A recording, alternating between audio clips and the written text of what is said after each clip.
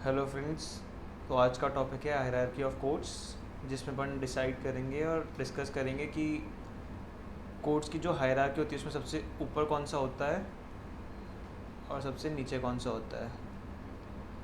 तो पहला क्वेश्चन मेरा ये है कि आपको क्या लगता है, कंट्री का हाईएस्ट या फिर टॉप क्रिमिनल कोर्ट कौन सा है?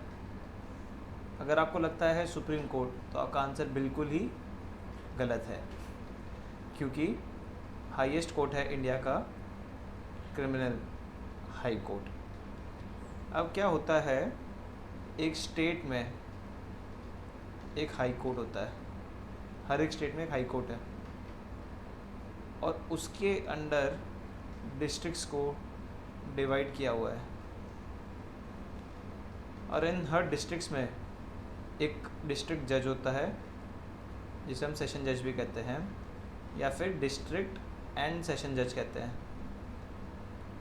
अब ये जो डिस्ट्रिक्ट्स है, इनको फर्दर और पार्ट्स में बांट दिया जाता है, जिसको हम जुडिशियल मजिस्ट्रेट्स को देते हैं। एक सेशन डिवीज़न में कई सारे पुलिस स्टेशन होते हैं, तो जो एक डिस्ट्रिक्ट जज होता है, जिसको हम डिस्ट्रिक्ट एंड सेशन जज कहते हैं, उसके अंडर सेवरल पुलिस स्टेशन होते हैं, सेवरल पुलिस स्टेशन होते हैं इसके अंडर डिस्ट्रिक्ट एंड सेशन जज के। अभी डिस्ट्रिक्ट जज और सेशन जज में डिफरेंस क्या होता है? क्या ये दो पोस्ट होती हैं या फिर दो लोग होते हैं? ऐसा नहीं है, एक ही पर्सन होता है।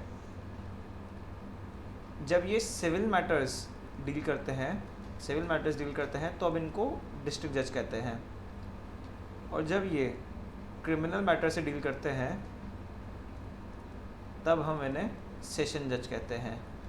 तो ये एक ही पर्सन है जिसको हम डिस्ट्रिक्ट एंड सेशन जज कहते हैं। बस कब और किस टाइम ये किस टाइप का केस देख रहे हैं, उसके बेसिस पे हम उनको डिस्ट्रिक्ट जज या सेशन जज कहते हैं। ठीक है। तो जो एक डिस्ट्रिक्ट के सेशन जज होते हैं, उनके अंडर सेवरल पुलिस स्टेशन होते हैं। इनके नीचे होते हैं CJM और फिर जुडिशियल मजिस्ट्रेट फर्स्ट क्लास। हर जुडिशियल मजिस्ट्रेट फर्स्ट क्लास के पास एक पुलिस स्टेशन होता है, और CJM के पास 2 से 3 या फिर 4 पुलिस स्टेशन होते हैं, जिसके केसेस इनको रिपोर्ट किए जाते हैं। इस पुलिस स्टेशन के एरिया के केसेस इस जुडिशियल मजिस्ट्रेट फर्स्ट क्लास के पास रिपोर्ट किए जाते हैं। तो ये बेसिक मैंने आपको बताया पुलिस स्टेशन वाइज। अब हम हायरार्की समझते हैं कि सबसे ऊपर कौन आता है। तो हायरार्की ऑफ कोर्ट्स की जब हम बात करते हैं क्रिमिनल कोर्ट्स की, तो सबसे ऊपर आता है हाई कोर्ट, फिर हाई कोर्ट के नीचे आते हैं डिस्ट्रिक्ट एंड सेशन जज, फिर उसके नीचे आते हैं एडिशनल सेशन जज, उसके नीचे आते हैं असिस्टेंट सेशन जज, उसके बाद आते हैं chief judicial magistrate, chief judicial magistrate.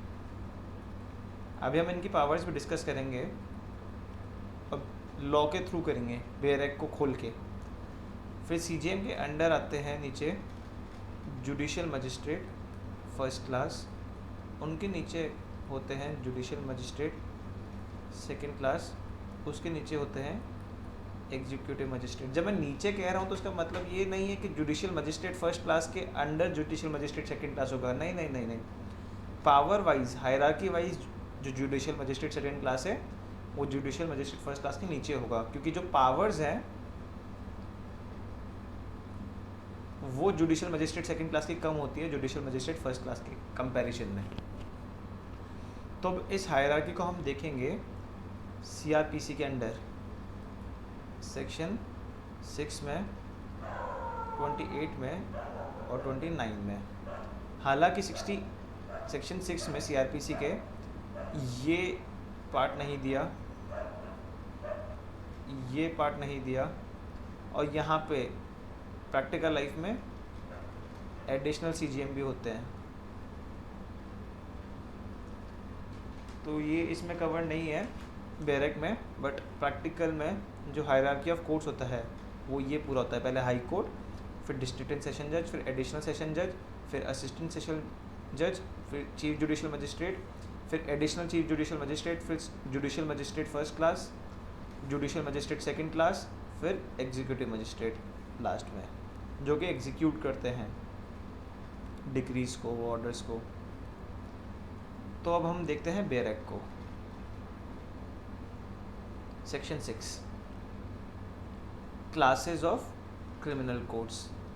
मैं जो कुछ भी पढ़ाऊँगा मेरी कोशिश ये रहती है कि उन सब को, जितनी बातें मैं कह रहा हूँ, बैरक में दिखा पाऊँ, यानी कि जो लॉ है as it is, besides the high courts and the courts constituted under any law. यहाँ पे जब एनी लॉ लिखा है तो इसका मतलब होता है कोई सा भी दूसरा स्पेशल लॉ। तो besides the high courts and the courts constituted under any law other than this code, there shall be in every state the following classes of criminal courts, namely court of session, judicial magistrate of first class, and in any metropolitan area metropolitan magistrate, judicial magistrate second class, और फिर executive magistrate. तो यहाँ पे जो हमने बीच का line पढ़ा था, ये एडिशनल असिस्टेंट, ये एडिशनल, ये इधर नहीं दिया, बट प्रैक्टिकल लाइफ में ऐसा ही होता है। तो यहाँ पे ये मेट्रोपॉलिटन एरिया लिखा हुआ है और मेट्रोपॉलिटन मजिस्ट्रेट लिखा हुआ है, तो इसमें और जुडिशियल मजिस्ट्रेट में क्या डिफरेंस होता है, एक बार अपन वो भी देख लेते हैं, क्योंकि लोगों को ये कन्फ्यूजन रहता है कि क्या इनकी पावर ज़्यादा होती है जुडिशियल मजिस्ट्रेट से, या फिर जुडिशियल मजिस्ट्रेट की ज़्यादा होती है मेट्रोपॉलिटन एरिया या फिर मेट्रोपॉलिटन मजिस्ट्रेट से। तो ऐसा कुछ भी नहीं है। जो मेट्रोपॉलिटन मजिस्ट्रेट होते हैं तो वो मेट्रोपॉलिटन एरिया में होते हैं। मेट्रोपॉलिटन एरिया वो होता है जिसकी पॉपुलेशन 1 मिलियन से ज़्यादा होती है, यानी कि जिस डिस्ट्रिक्ट की पॉपुलेशन 10 लाख लोगों से ज़्यादा होगी उसको मेट्रोपॉलिटन एरिया कहते हैं। उधर जुडिशियल मजिस्ट्रेट ना कह के उसको मेट्रोपॉलिटन मजिस्ट्रेट कहते हैं। पावर्स बिल्कुल सेम है, दोनों की पावर्स बिल्कुल सेम है, पावर्स में कोई डिफरेंस नहीं है। ये हम देखते हैं सेक्शन 28 में। तो जो ये है सेक्शन 28 सीआरपीसी का, ये बताता है कौन से कोर्ट की कितनी पावर है। Sentence which high court and session जज may pass, high court may pass any sentence authorized by law, कोई सी भी सेंटेंस जो लॉ से अथॉराइज्ड है।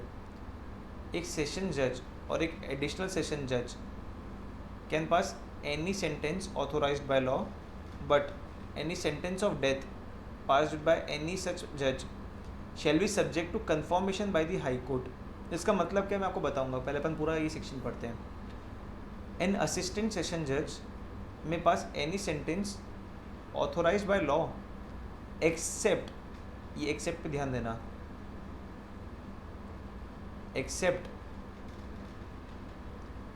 अ sentence of death or of imprisonment for life or for imprisonment for a term exceeding 10 years। तो यहाँ पे 3 चीज़ें बात की हुई है। एक तो हाई कोर्ट की पावर, एक सेशन जज की और एडिशनल सेशन जज की, और एक असिस्टेंट सेशन जज की। तो अब यहाँ पे 2 बातें हो रही हैं, पनिशमेंट कितनी दे सकते हैं ये, और सेंटेंस की फाइन कितना दे सकते हैं। पनिशमेंट कितनी दे सकते हैं और फाइन कितना दे सकते हैं। पनिशमेंट मतलब इसमें डेथ भी आता है और जेल भी आता है, जिसको हम इम्प्रिजनमेंट कहते हैं। तो हाई कोर्ट कोई भी पनिशमेंट दे सकता है और कितना भी फाइन दे सकता है, कोई लिमिट नहीं है।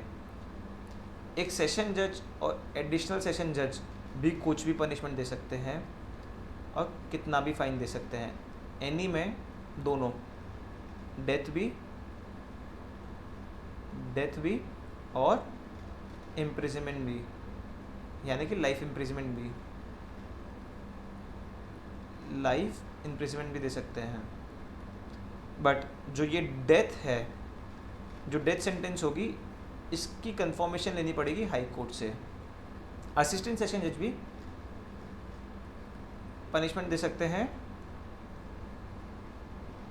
Any plus death sentence, but यहाँ पे कंडीशन ये है, एक्सेप्ट, यहाँ पे एक्सेप्ट लिखा है ना, imprisonment for a term exceeding 10 years, तो यहाँ पे एनी नहीं आएगा, यहाँ पे आएगा जितनी भी पनिशमेंट है 10 साल या 10 साल से अंदर तक की।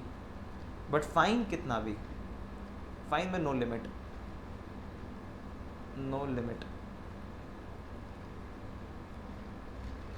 फाइन कितना भी जा सकता है, बट जो पनिशमेंट है उसमें डेथ की सेंटेंस नहीं दे सकते और लाइफ इम्प्रिजनमेंट नहीं दे सकते। 10 साल और 10 साल से कम तक की सज़ा एक असिस्टेंट सेशन जज दे सकता है।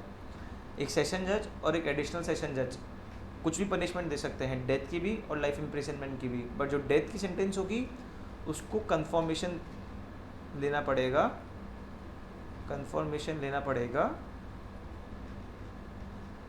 हाई कोर्ट से।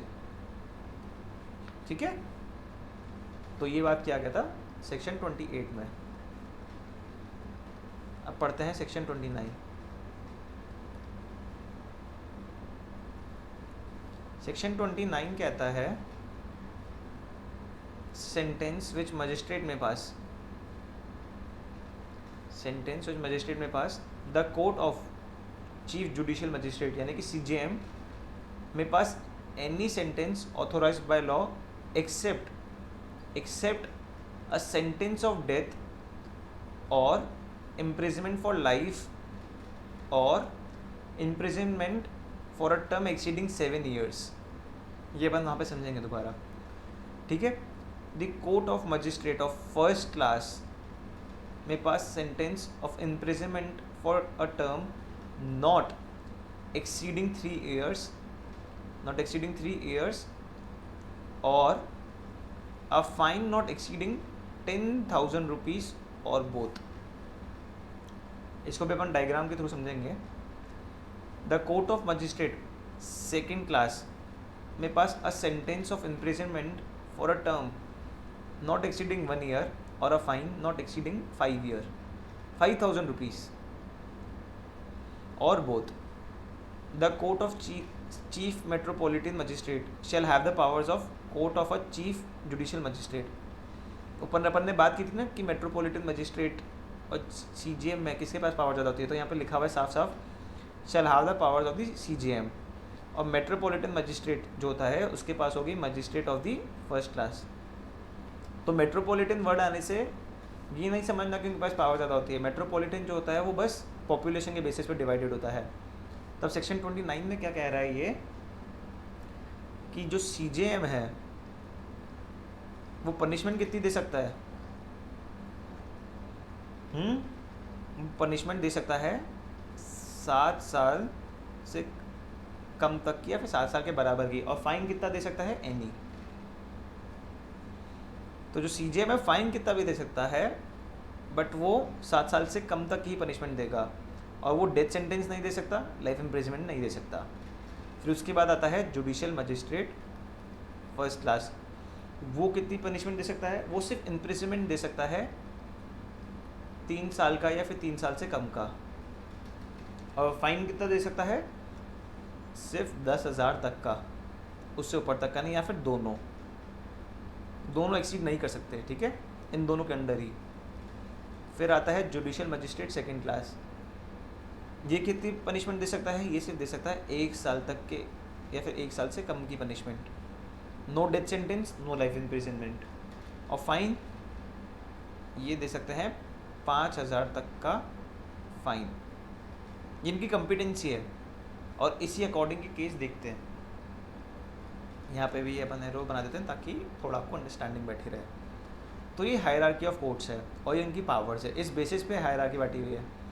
हाई कोर्ट कैसी भी पनिशमेंट दे सकते हैं, कितना भी फाइन दे सकते हैं, डेथ सेंटेंस भी दे सकते हैं, कन्फर्मेशन की ज़रूरत नहीं है। सेशन जज और एडिशनल सेशन जज कुछ भी पनिशमेंट दे सकते हैं authorise by law, but death sentence देंगे तो उसको कन्फर्मेशन लेनी पड़ेगी हाई कोर्ट की। सेम फॉर एडिशनल सेशन जज, और फाइन कितना भी दे सकते हैं। फिर आते हैं असिस्टेंट सेशन जज, वो 10 साल तक की या फिर 10 साल से कम तक की सज़ा दे सकते हैं और फाइन कितना भी दे सकते हैं। और ये जो असिस्टेंट सेशन जज हैं ये डेथ की पनिशमेंट नहीं दे सकते हैं और लाइफ इम्प्रिजनमेंट नहीं दे सकते हैं। सेशन जज और एडिशनल सेशन जज के बाद कोई भी लाइफ इम्प्रिजनमेंट और डेथ सेंटेंस नहीं दे सकते हैं। CJM 7 साल या 7 साल से कम तक की सज़ा, fine any. Judicial magistrate first class 3 साल या 3 साल से कम तक की सज़ा, फाइन 10,000 से कम का या फिर 10,000 तक का। जुडिशियल मजिस्ट्रेट सेकंड क्लास ये दे सकते हैं 1 साल या 1 साल से कम तक की सज़ा या फिर 5,000 का या 5,000 से कम तक का फाइन। तो ये हो गई हायरार्की ऑफ कोर्ट्स और उनकी कॉम्पिटेंसी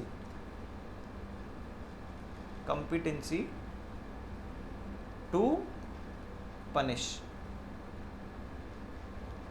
अब हम पढ़ेंगे अगले लेक्चर में सेक्शन 30 जो कि बात करता है इम्प्रिजनमेंट की इन लिeu ऑफ फाइन। इसका मतलब हम समझेंगे नेक्स्ट लेक्चर में, और इसको हम लिंक